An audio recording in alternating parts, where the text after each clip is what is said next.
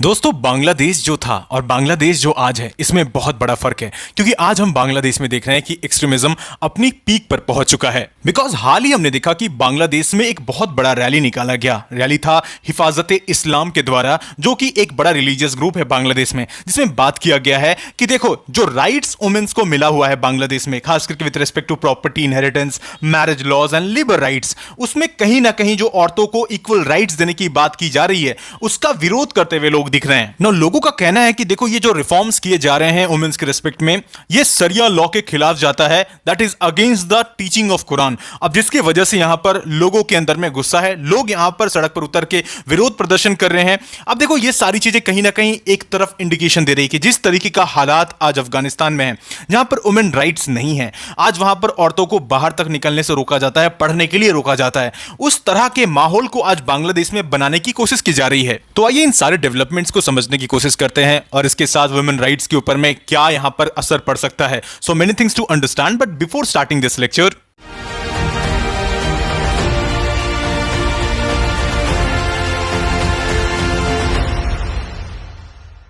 दोस्तों, हम जब बात बांग्लादेश की करते हैं तो एक ऐसा देश हम अक्सर मिसाल दिया करते थे इसकी कि देखो, एक मुस्लिम मेजॉरिटी कंट्री है और वहां पर भी हमें 2 महिला प्रधानमंत्री देखने को मिलती हैं। इससे ये दर्शाता है कि किस तरीके से वहां पे वुमेन्स राइट्स अच्छे से प्रोटेक्टेड है, वुमेन्स को अपॉर्चुनिटी दिया जाता है। और इस वजह से देखो, ये कंट्री बाकी कई देशों से अलग हुआ करता था। एंड दैट्स द रीज़न कि हम क्यों अक्सर इंडिया और बांग्लादेश की जब रिलेशन को देखते हैं तो ये काफ़ी ज़्यादा स्ट्रांग हुआ करता था। लेकिन हालांकि आज के वक्त में चीज़ें बहुत ज़्यादा खराब होते जा रही हैं। और अब जब ये इशू आ रहा है कि जहां पर ऐसा कहा जा रहा है कि वुमेन्स की जो राइट्स है, इक्वल राइट्स है, उसको कहीं ना कहीं कर्टेल करने की बात की जा रही है, उसकी डिमांड्स उठ रही है कि देखो, औरतों को बराबर जो हिस्सा मिलता है उस पर रोक लगना चाहिए। अब देखो, जब हम ओवरऑल कंट्रीब्यूशन की बात करते हैं with respect to women's right in Bangladesh, एक एक करके अगर हम बात करें तो सबसे पहले माइक्रो फाइनेंस रिवॉल्यूशन की बात कर लो। देखो, ये स्टैब्लिश किया गया था अगेन मोहम्मद यूनुस के ही द्वारा ग्रामीण बैंक के नाम से, राइट।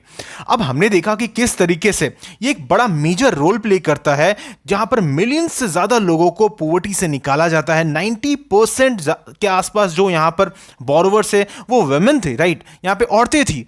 अब जिससे ये सफा दिखता है कि कितना बड़ा रिमार्केबल ये अचीवमेंट था और इस वजह से मोहम्मद यूनुस को नोबेल प्राइज भी दिया गया था इसके लिए। अब देखो, इसके अलावा ओवरऑल हम बात करें, अगर एजुकेशन और लिटरेसी एडवांसमेंट के बारे में बात भी करें यहां पर, तो डेफिनेटली यहां पर कंटिन्यूसली काम किया जा रहा था। खास करके जो जेंडर गैप है एजुकेशन में, उसको कहीं ना कहीं भी रिकवर किया जा रहा था। कई सारे इनिशिएटिव्स चल रहे थे, एनजीओज का सपोर्ट था। और यहां पर देखो, स्कूल्स में बहुत तेजी से जो गर्ल्स का एनरोलमेंट रेट है ना, वो भी हमें बढ़ते हुए दिख रहा था, राइट। एंड जिसका इंपैक्ट क्या था, that educated women are more likely to participate in the workforce also later on. And overall इससे हो क्या रहा था कि जो पहले चाइल्ड मैरिज का बहुत ज़्यादा कंसेप्ट दिख रहा था, वो भी कहीं ना कहीं धीरे धीरे करके कमता चला गया। ओवरऑल जो मैरिज का कंसेप्ट है वो धीरे धीरे करके हमको ओवरऑल अपर एज में देखने को मिला बांग्लादेश में। तो ऐसा जो एम्पावरमेंट है ना जो औरतों का, वो काफ़ी तेज़ी से यहाँ पर हमें बढ़ते हुए दिखा था। एंड इसके अलावा देखो, गारमेंट इंडस्ट्री, जी हाँ, मैन्युफैक्चरिंग सेक्टर में हम देखते हैं जब बात करते हैं तो यहाँ पर आपको रेडीमेड गारमेंट इंडस्ट्री दिखता है बांग्लादेश में, जो बहुत ज़्यादा फ्लरिश कर रहा था। And that accounts for over 80% of the Bangladesh export revenue.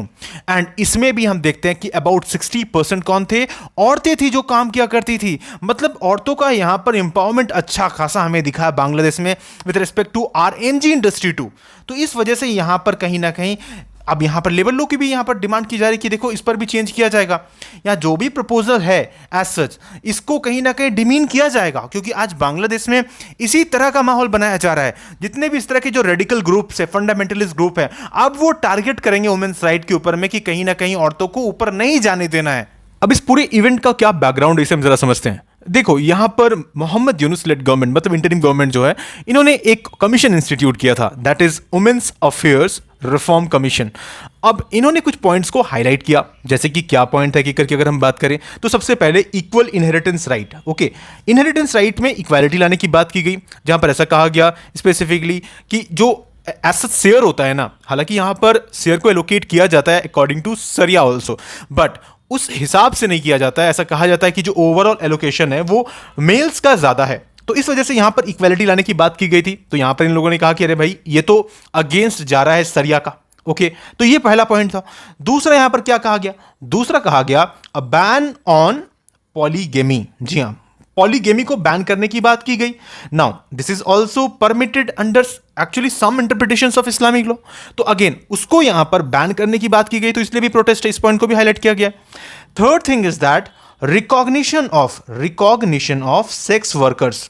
Okay, अब ये पॉइंट भी यहां पर कहीं ना कहीं काफी इंपॉर्टेंट हो जाता है कि यहां पर जैसे रिकॉग्नाइज करने की बात की गई इनको, तो इसके लिए भी प्रोटेस्ट किया जा रहा है कि ये भी कहीं ना कहीं गलत है।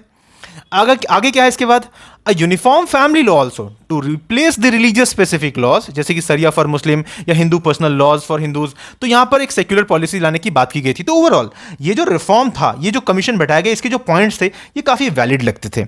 अब इस वजह से यहां पर ये एज सच जो ओवरऑल प्रोटेस्ट निकाला गया है, जिसका मकसद ये है कि जो ओवरऑल वुमेन्स राइट है, जिसमें बढ़ाने की बात की गई वुमेन्स राइट को, इसको रोका जाए। क्यों? क्योंकि ये सरिया लॉ के साथ में कॉन्ट्राडिक्ट करता है। तो ये यहां पर पॉइंट दिया गया है हिफाजते इस्लाम, जो कि ग्रुप है एक, इनका एक्चुअली इसको बनाया गया था 2010 चिटागोंग में, जो कि एक नॉन पॉलिटिकल प्रेशर ग्रुप था, जिसमें अक्सर यहां पर क्या है कि कुछ रिलीजियस टीचर्स तो हैं, इसके अलावा कई सारे स्टूडेंट्स, इवन कई सारे मतलब जो रिटायर्ड टीचर्स हैं वो भी यहाँ पर इन्वॉल्व रहते हैं। तो ओवरऑल मदरसास के जो मतलब टीचर्स होते हैं वो सब यहाँ पर इन्वॉल्व होते हैं। तो ओवरऑल यहाँ पर कहीं ना कहीं एक जो ओवरऑल रिजिडिटी है वो सफा दिखती है यहाँ पर, और जो एक्सट्रीमिज्म है वो भी कहीं ना कहीं आपको नजर आता है क्लियरली। तो ऐसा जो प्रोग्रेसिव लॉज लाने की बात की गई थी एक्चुअली बांग्लादेश में, उस पर कहीं ना कहीं यहाँ पर रोक लगाने की बात की जा रही है। अब अगर ऐसा हो जाता है और इनको कहीं ना कहीं एज सच यहाँ पर रोका जाता है, या फिर एज सच जो लॉज है, जो रिफॉर्म्स है, उसको नहीं लाने दिया जाता है, तो ये एक बहुत बड़ा समझ लो कि मतलब वुमेन्स के रेस्पेक्ट में अगर हम बात करें बांग्लादेश में, तो ये बहुत बड़ा खराब न्यूज़ है, आप ऐसा कह सकते हो। इससे कहीं ना कहीं सच जो ओवरऑल प्रोग्रेसिवनेस दिख रहा था हमें बांग्लादेश में, वो कहीं ना कहीं खराब हो सकता है। और अगर ऐसा ही रहा तो लगातार ये चीज़ें खराब होती जाएंगी, और वो दिन दूर नहीं जब अफगानिस्तान में जो हाल है वो बांग्लादेश में भी हमें देखने को मिलने लगेगा, राइट। तो ये सारी चीज़ें हैं। तो I hope you understood this lecture. Overall यहाँ पर जो कुछ भी डेवलपमेंट्स हुए हैं, और देखो ये सारी चीज़ें ना लगातार कहीं ना कहीं हो रही हैं, बांग्लादेश से ये सारे डेवलपमेंट्स आ रहे हैं। और इसी तरह के और भी अपडेट्स के लिए what you need to do is to subscribe Shriram साहिस, अगर अभी तक आपने नहीं किया है। And at last, may God bless you all.